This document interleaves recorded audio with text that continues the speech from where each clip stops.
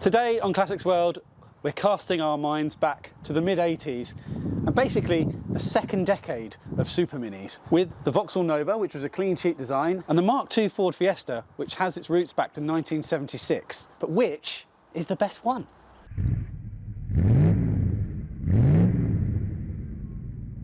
But first, our friends at Lancaster Insurance are running monthly giveaways. You can win all sorts, from experience days to tools, restaurant vouchers and tech. So check the video description for full details and to enter.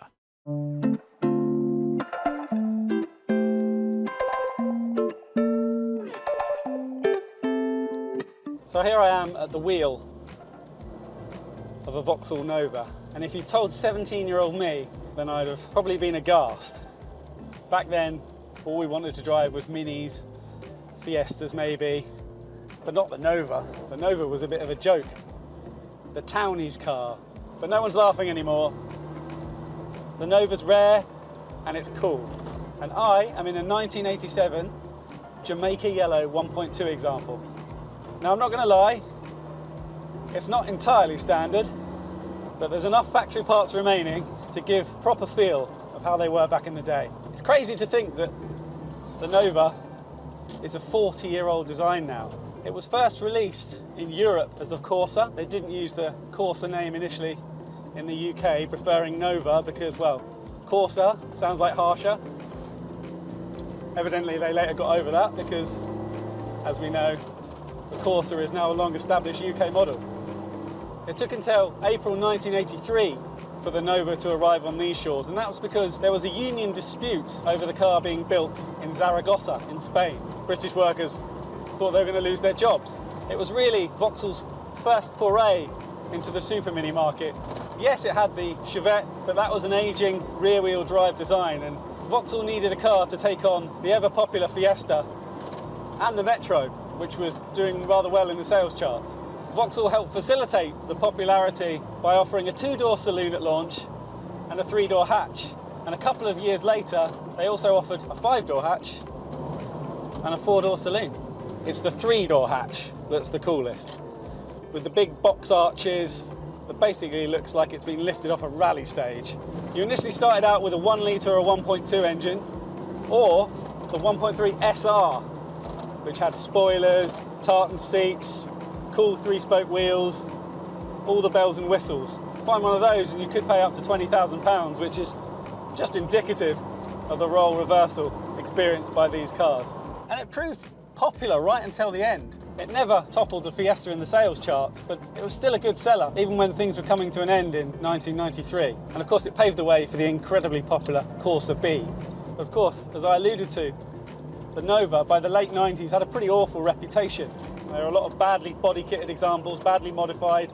A friend at school had one with the body kit hanging off, sat on three-spoke wheels, and we all thought it was jolly funny. Big exhausts, bad modifications, and it's little wonder that so few survived. But of course, nostalgia is a funny thing, and what wasn't cool 20 years ago is very cool now.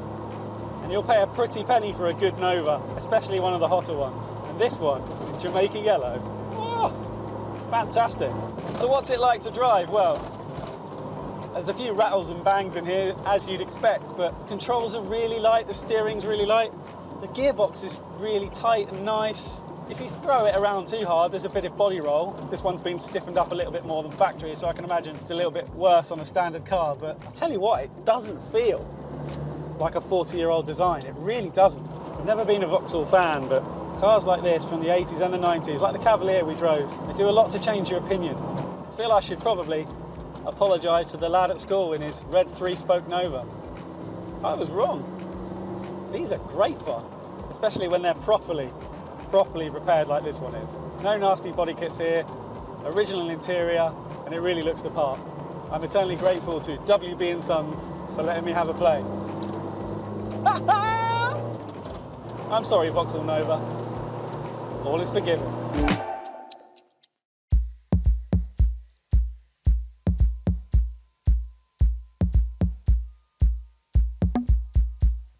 So here we are then, in a Mk2 Ford Fiesta. And Ford had had decent success with the Mark I introduced in 1976. They weren't the first to introduce a compact hatchback, but as ever with Ford, they just perfected the concept pretty much straight out the bag. Dependable mechanicals at a sensible price, brilliantly marketed and backed up by a dealer network that was second to none. The Mark I Fiesta hit the ground running. And another strength of Ford, of course, was the facelift.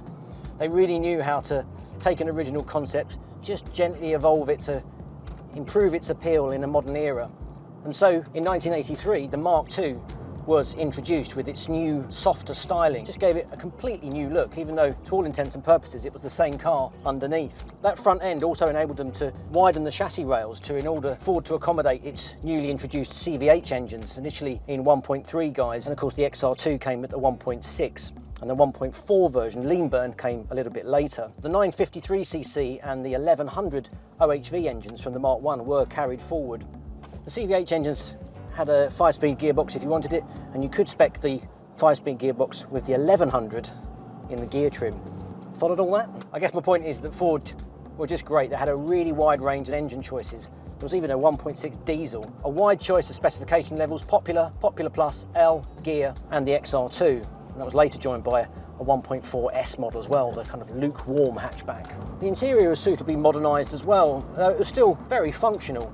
This being the Ghia model, you benefit from the bigger fascia, the centre twin vents. It's got a rev counter as well. It's all a little bit more plush, these sort of lovely crushed velour seats. It all works. I mean, despite the fact that it's relatively basic and frankly the plastics are really hard and uninviting, it all works. The ergonomics are pretty solid. In the UK, the Fiesta was up against the Metro and the Nova, and to some extent the Fiesta probably fell short of those cars, critically speaking, but it didn't seem to matter. It didn't seem to affect the sales of the Mark II Fiesta. It continued to do really well throughout its life.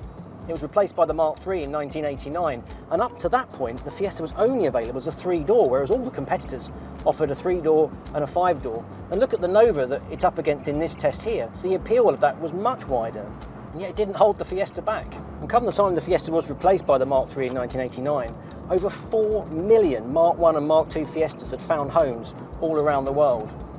That's an impressive achievement. So what's it like to drive? Well, it's raw, it's not sophisticated, it's not especially refined, but do you know what? It's so nice to drive. It feels nippy, it feels agile, the sort of thing you'd expect. The steering is light and responsive.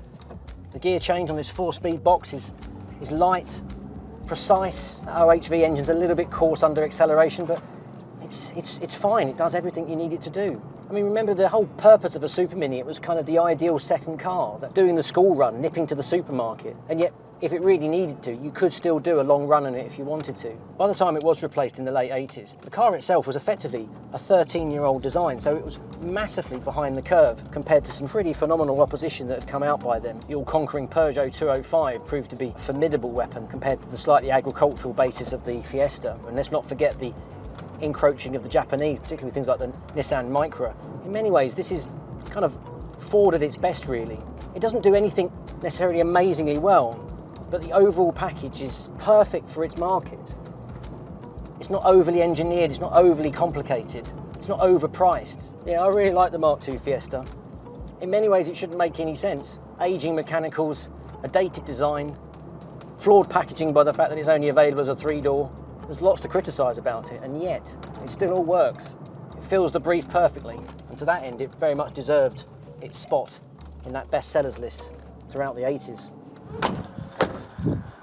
Well, if you'd have told me I'd have been driving a Vauxhall Nova 20 years ago and enjoying it, then I'd have laughed in your face.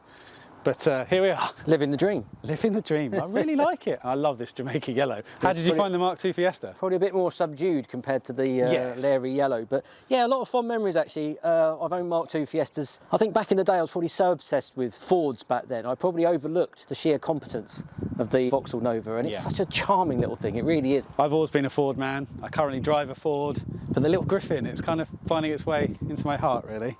Obviously that technically is a newer design, because obviously this has its origins with the Mark I in 1976, so actually, you know, that should be better because it's a newer design. But that was always the most popular car.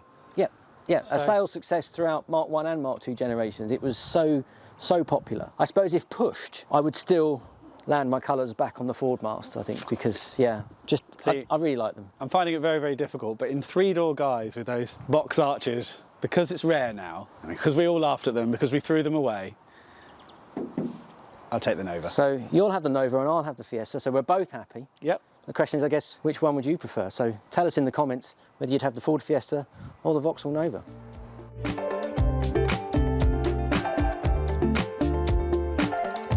This video is proudly sponsored by Lancaster Insurance. Give them a call on 01480 400 889 for an insurance quote on your classic car. And don't forget to click the link in the video description to enter their latest competition.